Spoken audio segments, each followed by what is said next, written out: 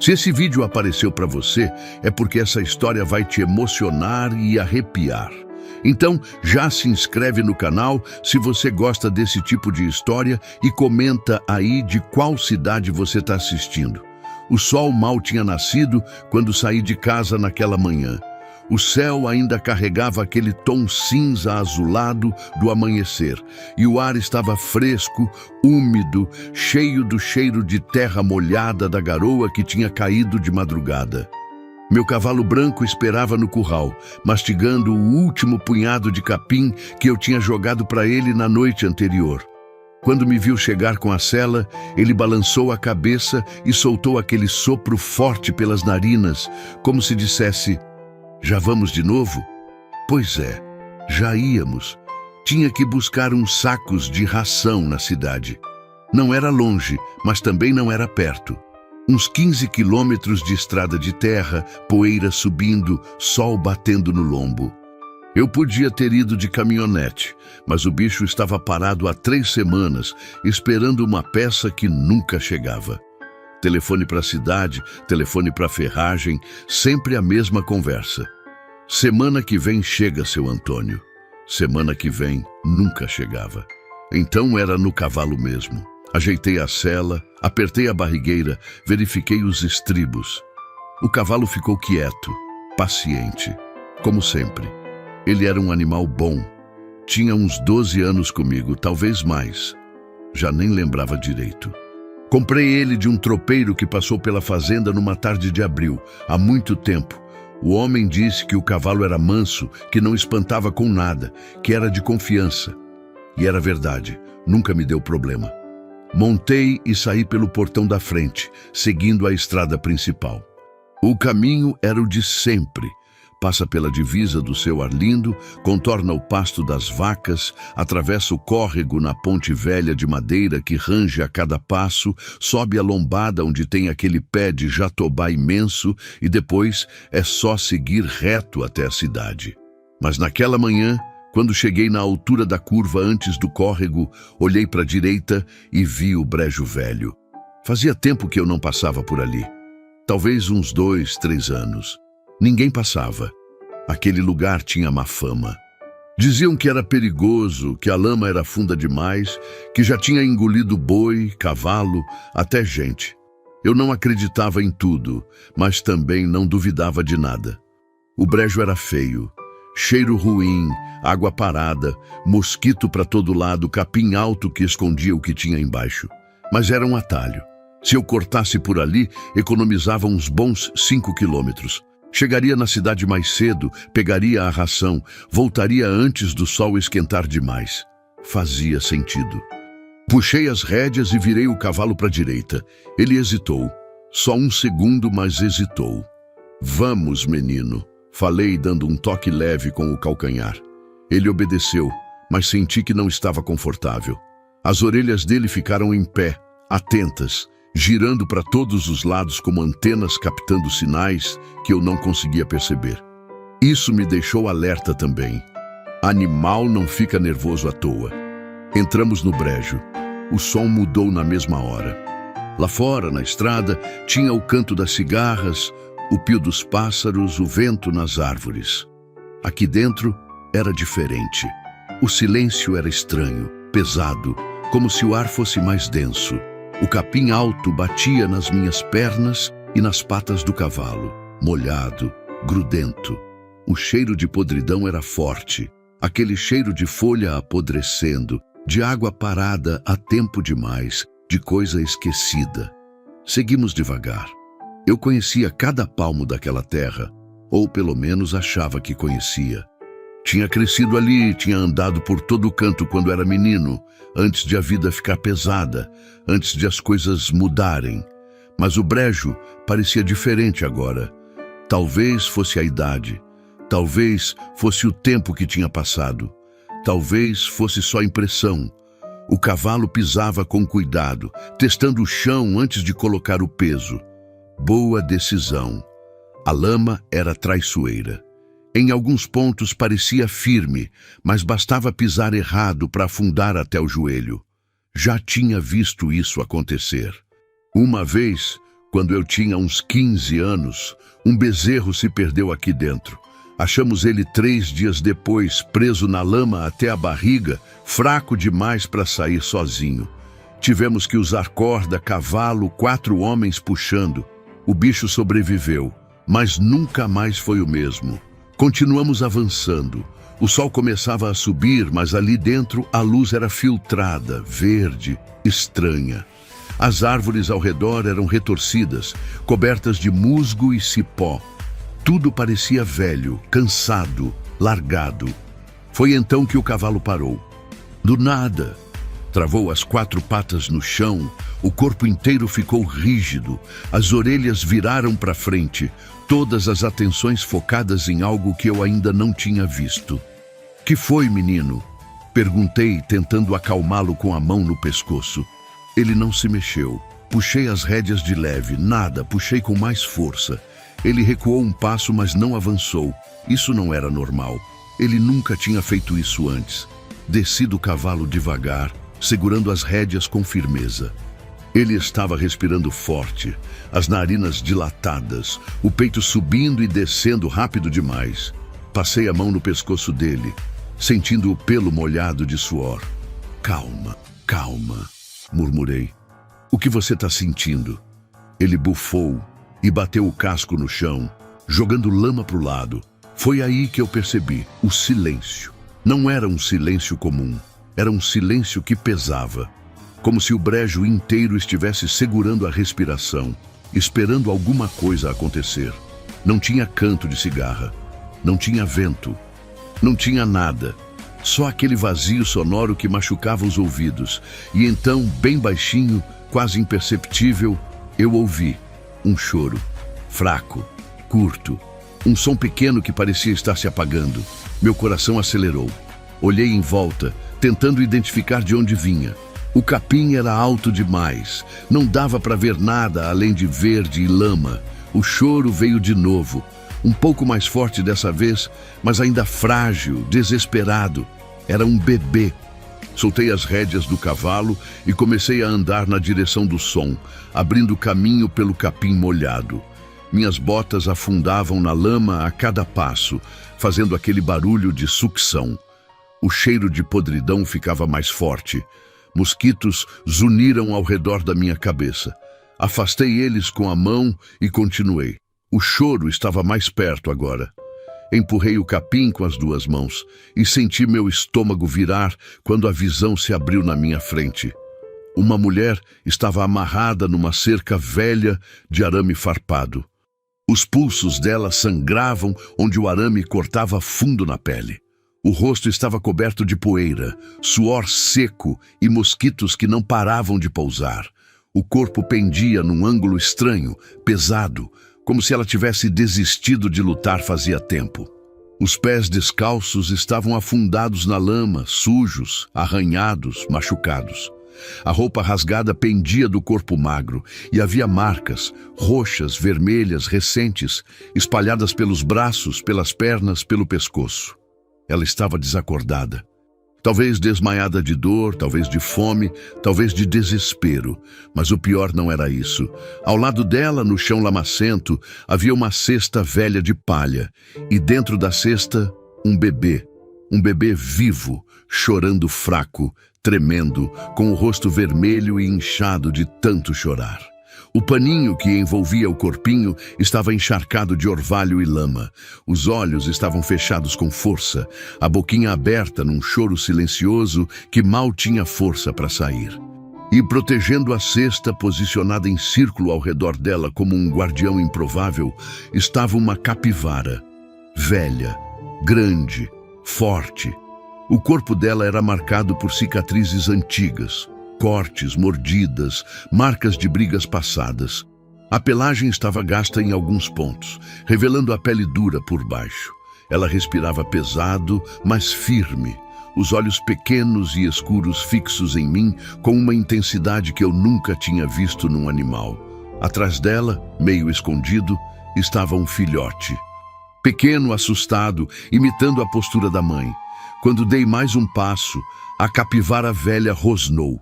Não era um som agressivo, era um aviso, Um aviso claro: não chegue perto. Parei na hora e levantei as mãos devagar, mostrando que não era uma ameaça. Calma, menina, disse baixinho. Eu vim ajudar. Ela não se mexeu. Continuou me encarando, a respiração pesada enchendo o silêncio do brejo. O bebê chorou de novo, um som tão fraco que quase não saiu. A capivara olhou para a cesta. Depois olhou para a mulher amarrada. Depois olhou para mim de novo. E naquele olhar, eu vi algo que me arrepiou dos pés à cabeça. Não era só instinto animal, era compreensão, era súplica, era um pedido claro. Faça alguma coisa, eu fiz o que pude, agora é com você. O brejo ficou ainda mais silencioso, e eu soube naquele momento que minha vida tinha acabado de mudar para sempre. Fiquei parado ali, as mãos ainda levantadas, os olhos fixos naquela capivara velha que me encarava com uma intensidade que não deveria existir num animal. O coração batia forte no meu peito, não de medo, mas de algo que eu não conseguia nomear. Era como se o tempo tivesse parado naquele pedaço esquecido do brejo, como se o mundo inteiro tivesse se reduzido àquele momento. Eu, a mulher amarrada, o bebê chorando fraco, e aquele animal imenso fazendo guarda. O vento não soprava. As cigarras não cantavam. Até os mosquitos pareciam ter recuado. Calma, repeti, mais para mim mesmo do que para ela. Calma, menina, eu não vou machucar ninguém. A capivara continuou me observando. Não recuou, mas também não avançou. O filhote atrás dela se mexeu um pouco, curioso, mas a mãe soltou um som baixo na garganta e ele ficou quieto na hora. Era impressionante ver aquilo.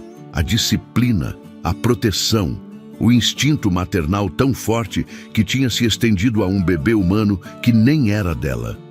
Dei mais um passo, devagar, testando a reação. Ela rosnou de novo, mas dessa vez foi diferente. Não era ameaça pura.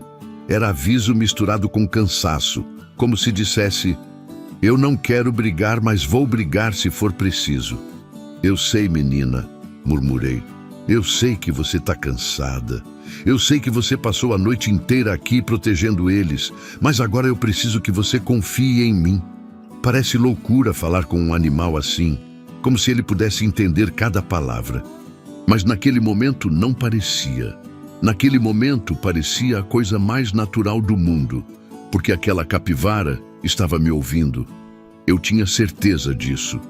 O bebê chorou de novo, um som fino, quebrado, desesperado. A vozinha era tão fraca que mal atravessava o ar pesado do brejo. Meu peito apertou. Quantas horas aquela criança estava ali? Quanto frio tinha passado? Quanta fome? Olhei para a mulher amarrada. O rosto dela estava virado para o lado, os lábios rachados, a pele pálida demais. A respiração era fraca, quase imperceptível. Ela estava viva, mas por pouco. Os pulsos sangravam devagar onde o arame farpado cortava fundo. Alguém tinha amarrado ela ali. Alguém tinha feito isso de propósito. Tinha deixado ela para morrer junto com o bebê. Que tipo de pessoa fazia uma coisa dessas? A raiva subiu dentro de mim, quente, queimando. Mas não era hora para raiva, era hora de agir. Dei mais um passo em direção à mulher, desviando um pouco da cesta onde o bebê estava. A capivara me acompanhou com o olhar, o corpo tenso, pronta para reagir, mas não avançou. Só vou soltá-la, falei baixinho. Ela está machucada. Ela vai morrer se eu não tirar esse arame. Cheguei perto da cerca. Era uma cerca velha, esquecida, provavelmente de algum pasto antigo que ninguém usava mais. O arame estava enferrujado, retorcido e prendia os pulsos da mulher com uma crueldade que me deixou enjoado. Quem tinha feito aquilo tinha amarrado bem apertado. Tinha feito questão de que ela não conseguisse se soltar. Puxei o canivete do bolso e abri a lâmina. A capivara se mexeu, alerta, mas não rosnou. Estava me observando, avaliando cada movimento meu. Segurei o pulso esquerdo da mulher com cuidado, tentando não pressionar as feridas. A pele estava fria, molhada de orvalho e sangue. Comecei a cortar o arame devagar, tentando não sacudir o braço dela. O metal estava duro, resistente. A lâmina do canivete deslizava sem cortar direito. Tive que fazer força, serrando o arame aos poucos. A mulher gemeu baixinho. Parei na hora, o coração acelerando. Calma, sussurrei. Eu tô aqui, você vai ficar bem. Ela não abriu os olhos. O gemido tinha sido só uma reação involuntária, o corpo respondendo à dor mesmo inconsciente. Continuei cortando. O primeiro arame cedeu com um estalo surdo. O braço dela caiu mole para o lado e tive que segurar para que não batesse no chão. Coloquei com cuidado sobre o colo dela e fui para o outro pulso. Esse estava pior. O arame tinha cortado mais fundo. O sangue escorria lento, misturando com a lama no chão. Senti o estômago revirar, mas não parei. Não podia parar. A capivara deu alguns passos para o lado, ajustando a posição, mantendo a cesta sempre protegida. O filhote a seguiu, grudado nela como uma sombra. Era bonito de ver, de um jeito estranho. Aquela lealdade, aquela determinação. Cortei o segundo arame. A mulher desabou para frente e segurei ela antes que caísse de cara na lama. Era leve demais, só pele e osso. O corpo estava gelado, trêmulo. Coloquei ela no chão com cuidado, apoiando a cabeça no meu joelho. Você tá bem, falei, mesmo sabendo que ela não estava ouvindo. Eu vou te tirar daqui. O bebê chorou mais alto. Um choro desesperado, cheio de urgência. A criança tinha fome, tinha frio, estava pedindo ajuda da única forma que sabia. Olhei para a capivara, ela olhou para mim, e ali, naquele silêncio tenso do brejo, aconteceu algo que eu nunca vou esquecer. Capivara recuou, só um passo, mas recuou. Saiu da frente da cesta devagar, sem tirar os olhos de mim. O filhote ficou confuso, olhando para a mãe, esperando instrução. Ela fez aquele som baixo de novo, e ele recuou também. Era a permissão. Ela estava me dando permissão para pegar o bebê. Me aproximei da cesta com cuidado, o coração batendo tão forte que eu conseguia ouvir dentro dos ouvidos. A palha da cesta estava velha, desmanchando nas bordas, suja de lama e orvalho. Dentro, enrolado num paninho encharcado, estava o bebê. Era tão pequeno, tão frágil. Os olhinhos estavam inchados de tanto chorar, o rostinho vermelho, os punhos cerrados tremendo no ar. Quando me viu, o choro parou por um segundo. A criança me olhou com aqueles olhos enormes, assustados, perdidos, e então estendeu a mãozinha para mim. Aquela mãozinha minúscula, trêmula, com os dedinhos se abrindo e fechando, procurando algo, alguém para segurar. Minha garganta apertou. Eu nunca tinha tido filhos, nunca tinha segurado um bebê antes, nem sobrinho, nem filho de vizinho, nada. Minha vida tinha sido só trabalho, solidão, rotina, mas naquele momento, quando aqueles dedinhos minúsculos se fecharam em volta do meu dedo mindinho com uma força que não deveria existir numa coisa tão pequena, alguma coisa dentro de mim quebrou. Peguei o bebê no colo, com cuidado, como se fosse a coisa mais preciosa do mundo. E era. Naquele momento, era. Segurei a criança contra o meu peito, tentando passar calor, tentando acalmar. O choro continuou, mas mais baixo, menos desesperado. O corpinho tremia inteiro, mas aos poucos começou a relaxar contra mim. Olhei para a capivara. Ela tinha se afastado mais um pouco, observando. O filhote estava ao lado dela, imitando cada movimento. E então, a capivara velha fez algo que me arrepiou inteiro. Ela abaixou a cabeça. Não foi um movimento qualquer, foi uma reverência. Um gesto de quem tinha cumprido sua missão e agora estava passando a responsabilidade adiante. O filhote imitou o gesto, abaixando a cabecinha também. Fiquei ali parado, segurando o bebê, olhando para aquele animal que tinha feito o que nenhum ser humano tinha feito.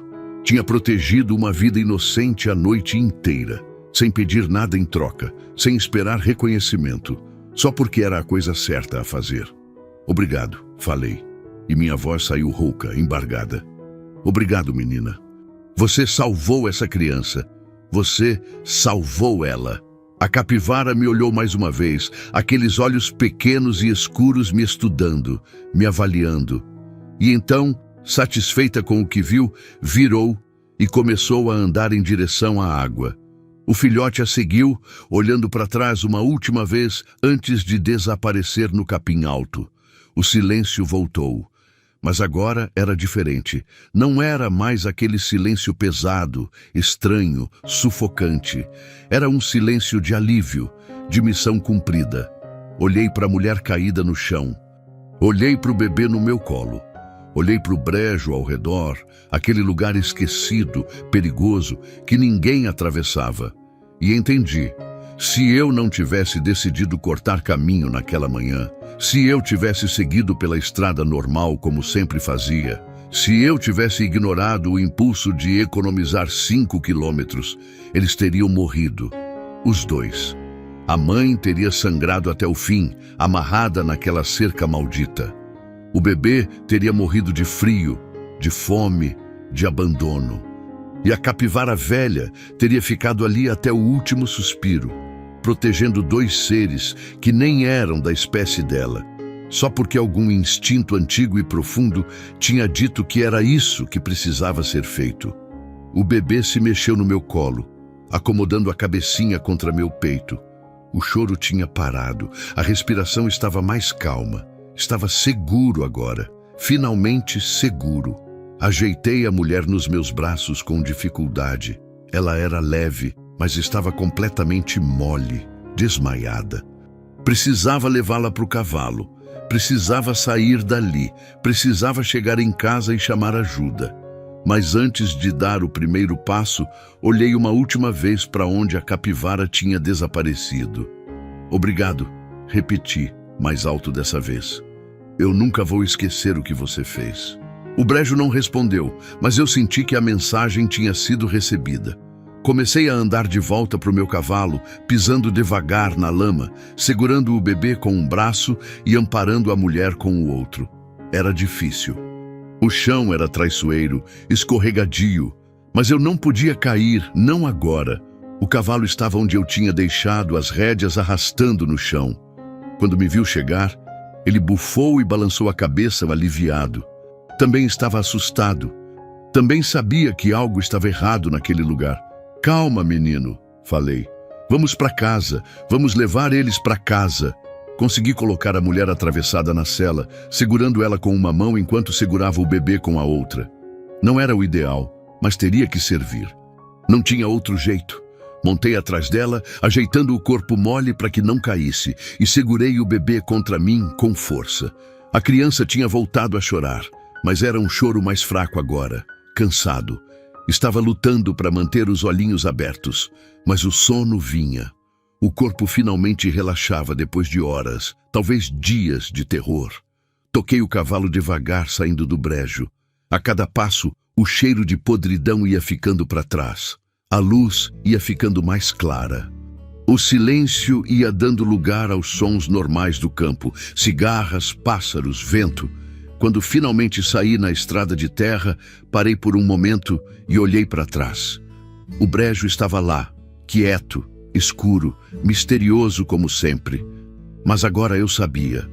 Agora eu sabia que às vezes os lugares mais feios, mais perigosos, mais esquecidos do mundo são os lugares onde acontecem os maiores milagres. E enquanto seguia para casa, com o bebê dormindo no meu peito e a mulher respirando fraca nos meus braços, uma única pergunta martelava na minha cabeça. Quem tinha feito aquilo com eles? E por quê? A estrada parecia mais longa do que nunca. Cada curva, cada buraco, cada pedra no caminho era um obstáculo que eu tinha que contornar com cuidado para não sacudir demais a mulher desmaiada ou o bebê que finalmente tinha adormecido contra meu peito. O sol já estava mais alto agora, esquentando a nuca, fazendo o suor escorrer pelas costas, mas eu nem sentia. Minha mente estava longe, tentando processar o que tinha acabado de acontecer. Quem amarrava uma mulher numa cerca de arame farpado no meio do brejo? Quem deixava um bebê para morrer daquele jeito? As perguntas giravam na minha cabeça sem parar, cada uma trazendo mais raiva, mais revolta. Eu não era homem de violência, nunca fui. Sempre resolvi minhas questões na conversa, no trabalho duro, na palavra dada e cumprida. Mas naquele momento, cavalgando de volta para casa, com aquelas 2 vidas nos meus braços, eu senti uma vontade tão forte de encontrar quem tinha feito aquilo que minhas mãos tremeram nas rédeas. O cavalo sentia minha tensão. Andava nervoso, as orelhas girando para todos os lados, a respiração mais curta. Passei a mão no pescoço dele, tentando acalmar. "Devagar, menino", murmurei. "A gente vai chegar." "Só mais um pouco." A mulher gemeu baixinho, a cabeça balançando contra meu braço. Olhei para ela tentando ver se estava acordando, mas não, ainda desmaiada. O rosto estava coberto de sujeira, arranhões, marcas. Quanto tempo ela tinha ficado amarrada ali? 1 noite, 2, mais. Os pulsos dela estavam enfaixados com pedaços do meu lenço, mas o sangue ainda vazava um pouco, manchando o tecido. Eram feridas feias, profundas. Iam precisar de cuidado, de remédio, talvez até de médico. Mas o médico mais próximo estava na cidade, a 15 quilômetros dali, e o posto de saúde só abria depois das 8. Ainda era cedo demais. Primeiro eu precisava chegar em casa. Precisava colocar ela num lugar limpo, seguro. Precisava cuidar do bebê. Depois pensava no resto. O bebê se mexeu contra meu peito, soltando aqueles sonzinhos que bebê faz quando dorme. Suspiros, gemidos baixos, como se estivesse sonhando. Era tão pequeno, tão frágil. Como é que alguém conseguia abandonar uma criança assim? Como é que alguém olhava para aquele rostinho e decidia deixar no brejo para morrer? Não entrava na minha cabeça. Passei pela porteira da fazenda do seu Arlindo. O velho estava no quintal, jogando milho para os galinhas. Quando me viu passar, levantou a mão num cumprimento. Eu retribuí com um aceno de cabeça, mas não parei. Não podia parar. Não agora. Ele ficou olhando, curioso, provavelmente estranhando a mulher atravessada na cela e o bebê no meu colo. Mas não gritou nada, não perguntou nada. Seu Arlindo era assim, discreto. Respeitava o silêncio dos outros. Continuei pela estrada, subindo a lombada onde ficava o jatobá imenso. Dali dava para ver minha casa lá embaixo, no fundo do vale. Era uma casa simples, madeira, telha de barro, varanda na frente, nada de especial, mas era minha. Era o lugar onde eu tinha construído minha vida, sozinho, do jeito que deu para construir. Desci a lombada devagar, o cavalo pisando com cuidado nas pedras soltas. A cada passo, a casa ficava mais perto. A cerca do curral, o galinheiro, a horta que eu tinha plantado atrás. Tudo quieto, tudo parado, como sempre. Quando cheguei no portão, desmontei com dificuldade, segurando o bebê contra o peito com um braço e amparando a mulher com o outro. Consegui colocar os pés no chão sem deixar ninguém cair, mas foi por pouco. As pernas estavam bambas, cansadas da cavalgada e da tensão. O bebê acordou no movimento, abrindo os olhinhos devagar. Por um segundo ficou quieto, confuso, tentando entender onde estava. Depois começou a chorar de novo. Um choro alto, forte, desesperado. Estava com fome. Tinha que estar. "Já vai, pequeno", falei baixinho. "Já vai." Mas o que é que eu ia dar para um bebê comer? Não tinha leite, não tinha mamadeira, não tinha nada. Nunca precisei de nada disso antes. Pensei rápido. Leite de vaca. Tinha leite de vaca no balde lá dentro. Tinha tirado de manhã cedo, antes de sair. Era isso. Tinha que ser isso. Carreguei a mulher até a varanda e coloquei ela na rede que ficava pendurada lá. Ela gemeu quando o corpo tocou o tecido, mas não acordou. Ajeitei a cabeça dela no travesseiro velho que eu usava para tirar soneca nas tardes quentes. Cobri com um pano limpo que peguei dentro de casa. O bebê continuava chorando, cada vez mais alto. Era um choro de desespero agora, de fome verdadeira. Entrei correndo na cozinha, ainda segurando a criança contra o peito. O balde de leite estava onde eu tinha deixado, coberto com um pano para não entrar mosca. Peguei uma caneca limpa, enchi até a metade, testei a temperatura com o dedo. Estava frio. Bebê não podia tomar leite frio. Acendi o fogão a lenha, ainda tinha brasa da manhã, e coloquei a caneca em cima da chapa para esquentar um pouco. Ficava ali parado, balançando o bebê no colo, tentando acalmar o choro que não parava. Calma, calma, repetia. Já vem a comida. A criança me olhava com aqueles olhos enormes, cheios de lágrima, a boquinha aberta no choro, a carinha vermelha. Era um sofrimento ver aquilo, um sofrimento que apertava o peito e fazia a garganta apertar. O leite esquentou. Tirei a caneca do fogo, testei de novo. Estava bom. Morno, não muito quente, não muito frio. Mas como é que eu ia fazer o bebê tomar? Não tinha mamadeira, não tinha bico, não tinha nada. Olhei em volta, procurando algo que servisse. Meus olhos pararam num pano de prato limpo pendurado no prego. Peguei ele, dobrei num canto, molhei no leite e levei até a boquinha do bebê. A criança abocanhou o pano na hora, sugando com força, desesperada. O leite escorria pelo cantinho da boca, mas ela estava bebendo. Estava comendo. O choro parou. Fiquei ali, parado no meio da cozinha, segurando o bebê com um braço e o pano molhado com a outra mão, deixando a criança sugar até não conseguir mais. Molhava de novo, levava de novo para a boca. Molhava, levava, molhava, levava. Aos poucos, o corpinho começou a relaxar. A fome estava sendo saciada. Os olhinhos começaram a fechar, pesados de cansaço e alívio. Quando o bebê finalmente largou o pano e encostou a cabecinha no meu ombro, soltando um suspiro fundo, senti algo dentro de mim amolecer. Era uma sensação estranha, uma mistura de alívio, de preocupação, de responsabilidade que eu nunca tinha sentido antes. Olhei pela janela. A mulher continuava na rede, imóvel. Precisava cuidar dos ferimentos dela. Precisava limpar o sangue, passar remédio, ver se não tinha mais machucado além dos pulsos. Coloquei o bebê numa caixa de papelão que forrei com panos limpos. Era o melhor que eu tinha no momento. A criança estava tão cansada que nem acordou quando soltei ela. Respirava fundo, finalmente em paz. Peguei água limpa, panos, a garrafinha de álcool que eu guardava para o caso de algum corte e voltei para a varanda. A mulher estava do mesmo jeito, desmaiada, pálida, respirando fraco. Comecei pelos pulsos. Tirei os pedaços de lenço que tinha usado no brejo e quase vomitei quando vi o estrago.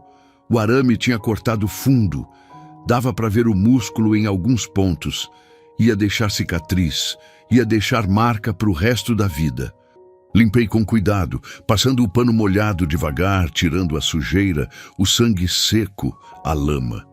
Ela gemeu algumas vezes, o rosto se contorcendo de dor, mas não acordou. Era melhor assim.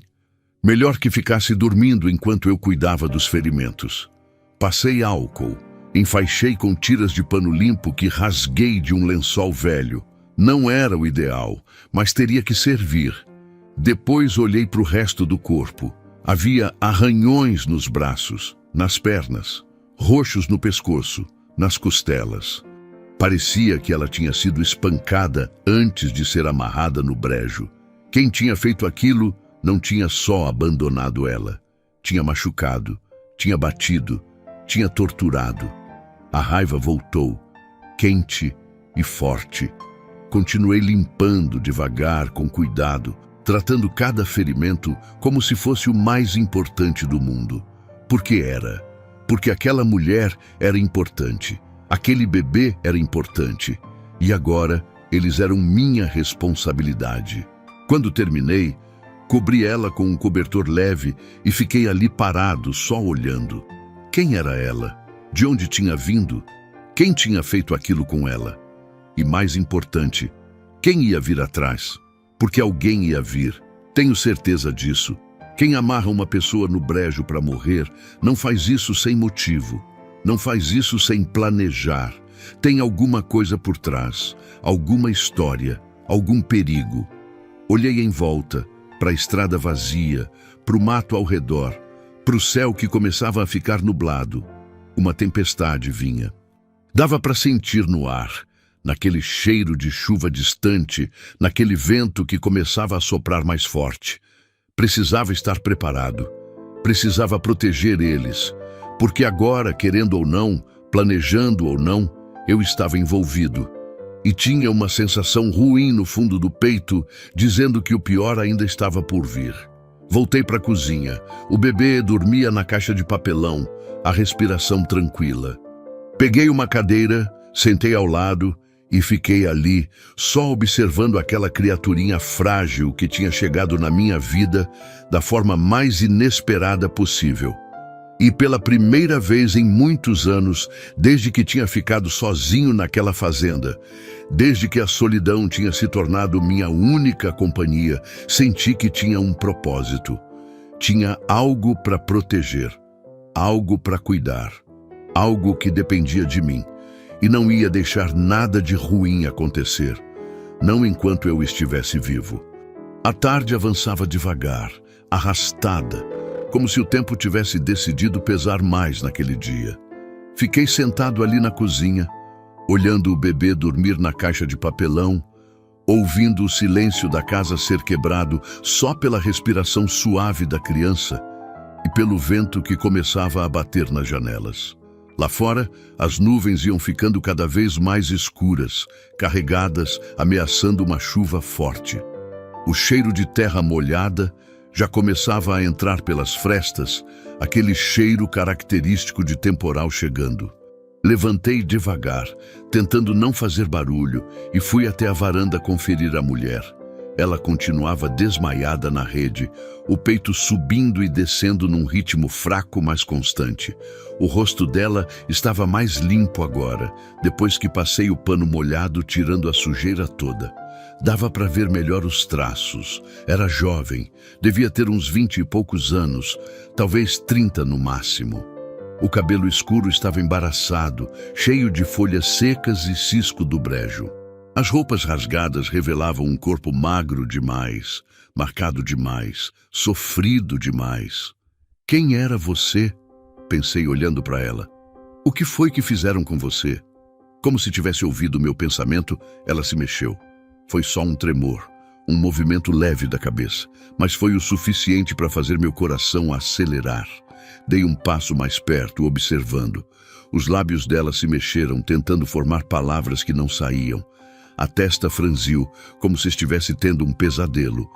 As mãos enfaixadas se contraíram, os dedos se fechando em punhos fracos.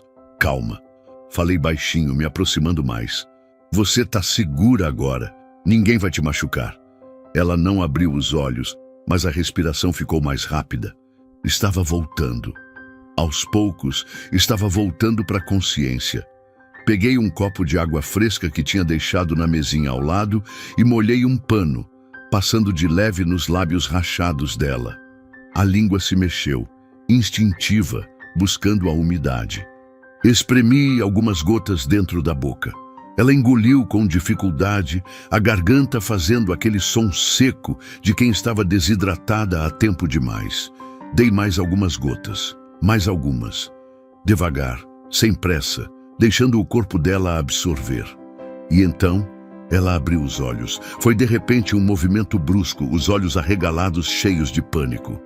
Ela tentou se levantar, gritou, ou tentou gritar, mas só saiu um som rouco quebrado e começou a se debater na rede, as mãos enfaixadas indo para o pescoço, para o peito, procurando algo. Calma, calma! Segurei ela pelos ombros, tentando impedir que caísse da rede. Você tá segura, eu não vou te machucar, mas ela não estava me ouvindo. Os olhos dela não me viam. Estavam vendo outra coisa, outro lugar, outra pessoa. Estava revivendo o que tinha acontecido. O trauma estava tão fresco, tão vivo, que tinha tomado conta de tudo. Meu bebê! A voz saiu num grito rouco, desesperado. Onde está meu bebê? O que vocês fizeram com meu bebê? Ele tá bem. Falei mais alto, tentando atravessar o pânico. Seu bebê tá bem, tá aqui dentro, dormindo. Eu salvei vocês dois. As palavras levaram um tempo para chegar. Ela continuou se debatendo por mais alguns segundos, os olhos ainda vidrados naquele lugar distante de horror. Mas aos poucos, devagar, minha voz começou a penetrar. O pânico começou a diminuir, a respiração começou a desacelerar. Meu bebê tá vivo? A voz saiu num sussurro trêmulo, carregado de uma esperança tão frágil que doía ouvir. Tá vivo, tá bem. Eu dei leite para ele, limpei e coloquei para dormir. Ele tá bem. Uma lágrima escorreu pelo canto do olho dela, depois outra e outra. E de repente ela estava chorando, um choro silencioso, profundo, que sacudia o corpo inteiro. Não era choro de dor, era choro de alívio, de gratidão, de quem tinha achado que tinha perdido tudo e descobriu que ainda tinha alguma coisa. Soltei os ombros dela devagar, deixando que processasse. Ela levou as mãos ao rosto e gemeu quando os pulsos enfaixados roçaram na pele. Olhou para as mãos, como se estivesse vendo pela primeira vez, percebendo os ferimentos, as ataduras, o sangue que manchava o pano. Onde eu tô? A voz estava fraca, confusa. Na minha casa, minha fazenda. Eu te achei no brejo velho, amarrada numa cerca. Você e o bebê. Trouxe vocês dois para cá. Ela me olhou então, realmente me olhou e viu medo voltar aos olhos. Quem é você? Meu nome é Antônio, sou fazendeiro. Moro aqui sozinho, não vou te machucar. Pode ficar tranquila. O medo não saiu completamente, mas diminuiu um pouco. Ela me estudou por longos segundos, avaliando, tentando decidir se podia confiar. Finalmente, assentiu de leve com a cabeça. Eu quero ver meu filho, disse, a voz ainda trêmula, mas com uma firmeza que não tinha antes. Claro, eu vou buscar ele, mas você precisa prometer que vai ficar calma, tá? Você perdeu muito sangue, tá muito fraca. Se levantar rápido demais, vai desmaiar de novo. Ela assentiu, os olhos já procurando pela casa, tentando localizar o bebê. Entrei na cozinha e peguei a caixa de papelão com cuidado. O bebê ainda dormia, o rostinho tranquilo, os punhinhos fechados junto ao peito. Voltei para a varanda e mostrei para ela. O rosto dela se transformou. Toda a dor, todo o medo, todo o sofrimento simplesmente desapareceram por um momento, substituídos por um amor tão puro, tão intenso, que era quase físico. As lágrimas voltaram, mais fortes agora, escorrendo livre pelo rosto enquanto ela estendia as mãos trêmulas em direção à criança. Coloquei o bebê nos braços dela, ajudando a ajeitá-lo contra o peito. A criança se mexeu, sentindo o calor da mãe, e se acomodou com um suspiro satisfeito. Meu menino, ela sussurrou, beijando a testa do bebê repetidas vezes. Meu menino, você tá vivo, você tá bem. Dei um passo para trás, deixando que tivessem aquele momento. Era algo íntimo, sagrado até, não era para eu estar vendo, mas também não podia deixá-la sozinha, não ainda, não sabendo o que sabia. Ficamos assim por um tempo. Ela segurando o filho, chorando baixinho, eu parado ali perto sem saber direito o que fazer, o que falar. O vento continuava aumentando lá fora. As primeiras gotas de chuva começaram a bater no telhado, devagar, espaçadas, anunciando o temporal que vinha. Finalmente ela levantou os olhos para mim. Estavam vermelhos de tanto chorar, mas havia algo mais ali agora. Uma determinação, uma força que não tinha antes. Obrigada, disse, e a palavra saiu carregada de tanto sentimento que pesou no ar. Obrigada por salvar meu filho. Obrigada por nos salvar. Não precisa agradecer. Qualquer pessoa teria feito a mesma coisa. Ela balançou a cabeça, um sorriso triste nos lábios. Não teria. A maioria das pessoas teria passado direto por aquele brejo. Ou teria tido medo de parar, ou não teria se importado. Mas você parou.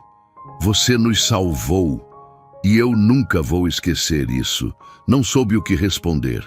Fiquei ali, mexendo no chapéu que tinha tirado da cabeça, sentindo o peso do momento. Como é seu nome? Perguntei depois de um silêncio longo. Marina, respondeu baixinho. E meu filho se chama Miguel. Marina e Miguel, repeti, gravando os nomes. Prazer em conhecer vocês, mesmo que seja nessas circunstâncias.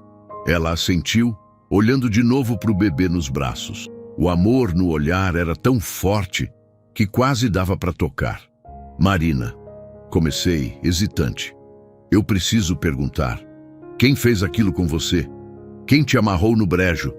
O rosto dela se fechou na hora. O medo voltou, intenso, tomando conta de tudo. O corpo ficou tenso, os braços apertaram o bebê contra o peito num gesto protetor instintivo. Eu não posso falar, sussurrou, a voz tremendo.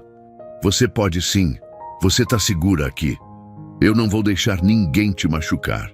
Você não entende. As lágrimas voltaram, mas agora eram lágrimas de desespero. Você não sabe com quem está mexendo. Eles vão me achar. Eles sempre me acham. Ah, quem? Quem vai te achar? Ela abriu a boca para responder, mas nesse momento um trovão explodiu lá fora, tão alto e tão perto que a casa inteira tremeu. O bebê acordou assustado e começou a chorar. Marina se encolheu na rede, os olhos arregalados de terror, não da tempestade, mas de alguma coisa muito pior. Eles estão vindo, sussurrou, a voz mal saindo. Eles sabem. Eles sempre sabem. Marina, escuta aqui. Me abaixei na frente dela, olhando direto nos olhos. Eu não sei o que aconteceu com você. Não sei de onde você veio, quem te machucou, por que te deixaram para morrer. Mas eu sei uma coisa. Enquanto você e esse bebê estiverem na minha casa, ninguém vai encostar um dedo em vocês. Entendeu? Ninguém. Ela me olhou por um longo momento, procurando sinceridade, procurando força. E deve ter encontrado porque assentiu devagar, as lágrimas ainda escorrendo. Eles vão vir, repetiu. E quando vierem, vai ser perigoso. Para você também. Então deixa virem, respondi. E havia uma firmeza na minha voz que eu mesmo não sabia que existia. Deixa virem. Eu vou estar pronto. A chuva começou a cair mais forte, tamborilar no telhado com violência. Os relâmpagos rasgavam o céu escuro, iluminando a varanda em clarões brancos e fantasmagóricos. O vento uivava pelos cantos da casa, sacudindo as janelas, arrancando folhas das árvores. E ali, naquela tempestade, com uma mulher ferida e um bebê chorando nos meus braços, eu senti algo que não sentia há muito tempo. Medo. Não medo de trovão, de chuva, de temporal. Medo do que estava por vir, do que eu tinha me metido sem querer. Do perigo que agora morava na minha casa, comigo, esperando para bater na porta. Mas junto com o medo, havia outra coisa. Determinação. Porque eu tinha feito uma promessa. Tinha olhado nos olhos daquela capivara velha no brejo e tinha assumido a responsabilidade. Tinha pegado aquelas 2 vidas nas minhas mãos e tinha trazido para casa. E agora, não importava o que viesse, não importava quem batesse na porta, não importava quanta tempestade caísse do céu, eu ia proteger eles. Até o fim. A chuva caía com fúria agora, batendo no telhado de telha com tanta força que o barulho abafava quase tudo. A varanda tinha virado um refúgio precário contra o temporal. O vento soprava de lado, jogando respingos de água fria que molhavam o chão de madeira e faziam a rede balançar. Marina segurava Miguel contra o peito, protegendo a criança com o corpo, os olhos fixos na escuridão lá fora, como se esperasse ver alguma coisa surgir do meio da tempestade. Vamos entrar, falei, tendo que levantar a voz por causa do barulho. Aqui está muito exposto. Vem, vou te ajudar. Ela hesitou, o corpo tenso, mas finalmente concordou com um aceno de cabeça. Ajudei ela a se levantar da rede, segurando pelo cotovelo com cuidado para não tocar nos pulsos enfaixados. As pernas dela tremeram quando colocou o peso nelas e tive que segurar mais firme para impedir que caísse. Estava fraca demais. Tinha perdido muito sangue, passado fome, sede, frio. Era um milagre estar viva. Entramos na casa devagar, passo por passo. A sala era simples, um sofá velho, uma mesa de madeira, algumas cadeiras, um armário antigo que tinha sido da minha mãe. Não tinha muito, nunca precisei de muito. Mas agora, olhando aquele espaço com os olhos de quem estava recebendo alguém pela primeira vez em anos, percebi como tudo parecia pobre, vazio, abandonado. Ajeitei Marina no sofá, colocando almofadas atrás das costas para deixar ela mais confortável. Miguel tinha parado de chorar e estava olhando em volta com aqueles olhos enormes de bebê, curioso com o ambiente novo. Era incrível como ele já parecia mais forte, mais vivo, do que quando tinha pego ele naquela cesta velha no brejo. Comida e calor fazem milagre numa criança. Você precisa comer alguma coisa. Falei, indo para a cozinha. Tem que recuperar as forças. Eu não sei se consigo. A voz dela saiu fraca. O estômago tá revirado. Mesmo assim, tem que tentar. Vou fazer um caldo leve. Você precisa de comida, Marina. Seu corpo precisa. Acendi o fogão de novo e coloquei água para ferver numa panela velha. Tinha uns pedaços de galinha que tinha cozinhado ontem, algumas batatas, cenoura. Nada muito elaborado, mas serviria. Fui picando os legumes, ouvindo a chuva lá fora e o silêncio pesado que tinha se instalado dentro da casa. Marina estava sentada no sofá, segurando Miguel, olhando para a parede como se estivesse a milhares de quilômetros dali. A expressão no rosto dela era de quem estava tentando processar tudo, tentando entender como tinha sobrevivido, como tinha chegado ali, o que ia fazer agora. Coloquei tudo na panela. Temperei com sal, alho, deixei ferver devagar. O cheiro começou a se espalhar pela casa. Um cheiro bom, caseiro, reconfortante. O tipo de cheiro que fazia a gente lembrar que estava vivo, que estava seguro, que tinha comida quente esperando. Enquanto o caldo cozinhava, voltei para a sala e sentei numa cadeira em frente a Marina. Ela me olhou de relance e desviou os olhos de novo, desconfortável. Marina, comecei devagar. Eu sei que você está assustada. Sei que passou por coisas terríveis. Mas eu preciso entender o que está acontecendo. Preciso saber quem são eles. Quem são as pessoas que fizeram isso com você. Porque se eles vão vir mesmo, como você disse, eu preciso estar preparado. Ela ficou em silêncio por tanto tempo que achei que não ia responder. Os dedos dela mexiam nervosos no paninho que cobria Miguel, alisando, alisando, alisando, num gesto repetitivo que traía o nervosismo. Finalmente, ela suspirou fundo e começou a falar. A voz saía baixa, hesitante, como se cada palavra custasse um pedaço dela. Eu não sou daqui, disse. Sou de Goiânia. Morava lá com minha mãe. Trabalhava num mercadinho de bairro. Vida simples, sabe? Nada de especial. Só vida. Fez uma pausa, os olhos ficando distantes, perdidos em memórias. Conheci um homem. Ele era bonito, bem vestido, dirigia um carro bom. Apareceu no mercado algumas vezes, sempre simpático, sempre sorrindo. Começamos a conversar. Ele me convidou para sair. Eu achei que era sorte. Uma menina de mercado chamando a atenção de um homem assim. A voz dela ficou amarga na última frase. Foi tudo mentira, né? Continuou. Tudo armado. Ele não me escolheu por acaso. Ele me escolheu porque eu era boba. Porque eu estava sozinha, sem pai, minha mãe doente. Ele sabia disso. Sabia que eu era vulnerável. Ela parou de novo. A respiração ficando mais rápida, mais difícil. Miguel se mexeu no colo dela e ela o apertou contra o peito buscando conforto no calor da criança. Demorei para perceber quem ele era de verdade. A voz saiu num sussurro agora. Quando percebi, já era tarde demais. Já estava grávida, já estava presa. Mas presa como? Perguntei, sentindo o estômago apertar com o rumo da história.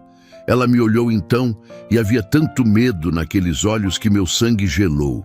Ele trabalha para gente perigosa, gente que faz coisas ruins, tráfico de drogas, de armas, de gente. As últimas duas palavras caíram como pedras no silêncio da sala. Quando descobri que estava grávida, achei que ele ia ficar feliz. Achei que ia mudar alguma coisa, mas foi o contrário. Ele ficou furioso. Disse que eu tinha arruinado tudo, que um bebê ia atrapalhar os planos dele. Quis que eu tirasse. A voz dela quebrou. As lágrimas começaram a escorrer de novo. Eu me recusei. Falei que não ia fazer isso, que era meu filho, que eu ia criar sozinha se precisasse. Ele ficou violento, me bateu, me trancou dentro de casa. Disse que se eu tentasse fugir, ele matava minha mãe. Senti a raiva subir dentro de mim de novo, quente e sufocante. Que tipo de homem fazia isso? Que tipo de monstro ameaçava uma mulher grávida, a própria mãe dela? Fiquei presa por meses. Marina continuou, a voz monótona agora, como se estivesse contando a história de outra pessoa. Minha mãe achava que eu tinha fugido com ele, que estava vivendo a vida boa. Não sabia de nada. Ele não deixava eu falar com ela. Não deixava eu falar com ninguém. E o bebê? Perguntei. Você teve ele lá? Ela assentiu, as lágrimas caindo mais rápido agora. Tive sozinha. Ele nem estava lá. Deixou uma mulher comigo, uma mulher velha que não falava quase nada, só ficou lá para ter certeza que o bebê nascia. Quando Miguel nasceu, quando ouvi ele chorar pela primeira vez, senti uma força que nem sabia que existia em mim. Uma vontade de proteger, de lutar, de fazer qualquer coisa para manter aquele bebê seguro. Ela beijou a testa de Miguel, os lábios tremendo. Ele voltou no dia seguinte. Olhou para o bebê como se fosse lixo. Falou que eu tinha uns dias para me recuperar e depois ele ia resolver o problema. Não disse como. Não precisava. Eu sabia o que ele queria dizer. Meu Deus do céu. Então você fugiu. Não era pergunta, era constatação. Tentei. Consegui sair da casa numa noite que ele bebeu demais e desmaiou no sofá. Peguei Miguel, algumas roupas e saí correndo. Não sabia para onde ir. Só sabia que precisava sair de Goiânia, ficar longe. Peguei carona com um caminhoneiro que ia para o interior. Ele era gente boa, me deixou numa cidadezinha, me deu até um dinheiro. Fiquei lá alguns dias tentando pensar no que fazer.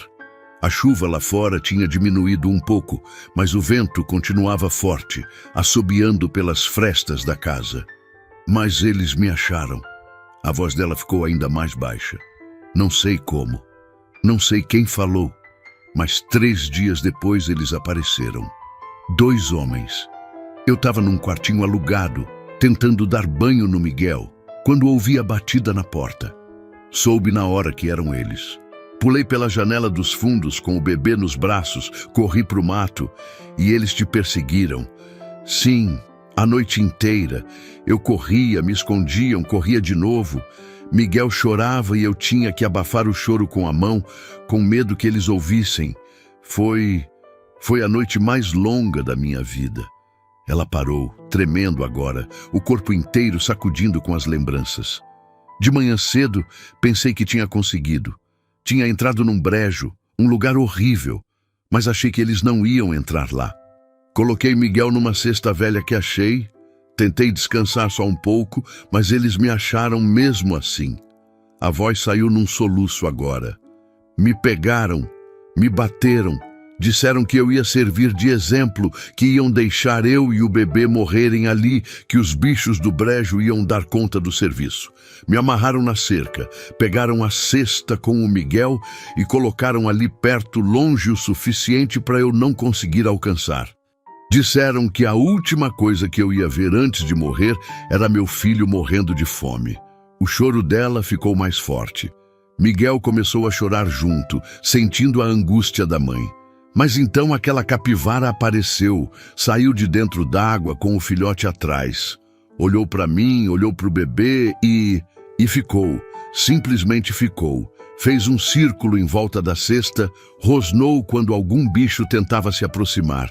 Ficou a noite inteira, protegendo meu filho, protegendo a gente. Ela me olhou com aqueles olhos vermelhos de tanto chorar, cheios de uma gratidão e de um espanto que nunca iam desaparecer. E então você apareceu, você e seu cavalo branco, como se fosse algum tipo de milagre, como se Deus tivesse mandado você para nos salvar. Não soube o que dizer. Fiquei ali sentado, digerindo tudo que tinha acabado de ouvir. A história era pior do que eu imaginava. Muito pior. E o perigo era real. Os homens que tinham feito aquilo não iam simplesmente desistir. Iam voltar, iam procurar. E quando descobrissem que Marina e o bebê não tinham morrido no brejo, eles vão vir aqui, falei, mais para mim mesmo do que para ela. Quando descobrirem que vocês não estão mais lá, vão começar a procurar. Vão bater de porta em porta, vão perguntar para as pessoas. E mais cedo ou mais tarde vão descobrir que um fazendeiro passou pelo brejo com uma mulher e um bebê. Marina assentiu, o medo estampado no rosto. Por isso eu não posso ficar. Preciso ir embora. Hoje ainda, antes que escureça, antes que eles cheguem. Ir para onde? Perguntei. Você mal consegue ficar em pé. Perdeu muito sangue, está fraca demais. E o bebê? Onde você vai conseguir comida para ele? Remédio? Cuidado? Não, Marina, você não tem condição de ir a lugar nenhum agora. Mas eu não posso ficar aqui. Eu não posso colocar você em perigo. Você não tem nada a ver com isso. Já tenho, respondi. E havia uma firmeza na minha voz que surpreendeu até a mim mesmo. No momento que eu te vi amarrada naquela cerca, no momento que eu peguei seu filho nos braços, eu já estava envolvido. E eu não vou mandar você embora sabendo que vai morrer lá fora. Não vou fazer isso. Mas eles... Deixa eles virem, interrompi. Deixa virem. Eu vou estar aqui, vou estar pronto. E eles vão ter que passar por cima de mim para chegar em vocês. O trovão explodiu lá fora de novo, sacudindo as janelas. A luz piscou, quase apagando, voltando fraca. A tempestade não tinha terminado, estava só ganhando força. E de alguma forma eu sabia que aquela tempestade lá fora era só o começo. A tempestade de verdade ainda estava por vir. Levantei e fui até o armário velho no canto da sala. Abri a gaveta de baixo e peguei a espingarda que guardava lá, embrulhada num pano oleado. Não usava ela há anos. Nem lembrava da última vez que tinha dado um tiro, mas sabia que funcionava. Mantinha ela limpa, lubrificada, pronta, mesmo sem nunca precisar usar. Marina me olhou pegar a arma, os olhos arregalados. Você sabe usar isso? Sei, respondi, verificando o cano, o gatilho, a coronha. Meu pai me ensinou quando eu era menino. Caça, proteção, essas coisas. Faz tempo que não uso, mas não é algo que se esquece. Peguei a caixa de cartuchos que guardava junto e comecei a carregar a espingarda. As mãos tremiam um pouco, de nervosismo, de adrenalina, não sei. Mas continuei. Carregue cada cartucho com cuidado, verificando, testando. Antônio, a voz de Marina saiu num sussurro. Você não precisa fazer isso. Não precisa arriscar sua vida por nós. Olhei para ela, para aquela mulher magra, machucada, assustada, segurando um bebê nos braços. E vi algo que tinha visto no brejo, nos olhos daquela capivara velha. Vi algo que valia a pena proteger. Preciso sim, respondi, porque é a coisa certa a fazer. E porque se eu não fizer, quem vai fazer? Ela começou a chorar de novo. Mas agora era diferente. Não era choro de desespero. Era choro de gratidão, de alívio, de quem tinha encontrado um porto seguro no meio da tempestade. O caldo ferveu na cozinha, o cheiro enchendo a casa. A chuva continuava caindo, mais fraca agora, mas constante. E lá fora, em algum lugar na escuridão, eu sabia que o perigo estava se aproximando, mas não importava, porque agora eu tinha algo para proteger, e ia proteger até o fim, acontecesse o que acontecesse. Servi o caldo em 2 tigelas velhas de esmaltado, aquelas que minha mãe usava quando eu era criança. Marina pegou a tigela com as mãos trêmulas, ainda segurando Miguel com um braço, e levou a colher até a boca com dificuldade. Conseguiu tomar algumas colheradas antes de parar, o rosto pálido, a respiração pesada. Estava clara a luta que o corpo dela travava, a necessidade de comida contra a náusea, o estômago revirado pelo trauma, pela dor, pelo medo que ainda não tinha passado. Devagar, falei sentando ao lado dela. Não precisa forçar, só o que conseguir. Ela assentiu e continuou tentando, colherada por colherada, cada uma parecendo custar um esforço imenso. Miguel dormia profundamente agora, o rostinho relaxado, alheio a tudo que estava acontecendo. Era impressionante a capacidade que bebês tinham de simplesmente dormir, de desligar do mundo quando se sentiam seguros nos braços de quem amavam. A chuva tinha diminuído para uma garoa fina, constante, que tamborilava suave no telhado. A tempestade tinha passado, deixando no ar aquele cheiro forte de terra molhada, de mato lavado, de mundo renovado. Mas dentro da casa, a tensão permanecia. Era quase palpável, um peso invisível que pressionava o peito, que fazia os segundos passarem devagar demais. Terminei meu caldo em silêncio, olhando pela janela para o céu, que começava a escurecer. O dia tinha passado rápido demais. Tinha saído de casa de manhã achando que ia ser só mais um dia igual aos outros. Buscar ração, voltar, cuidar dos animais, dormir. Agora tinha uma mulher ferida e um bebê na minha sala, uma espingarda carregada apoiada na parede e a certeza de que homens perigosos estavam vindo.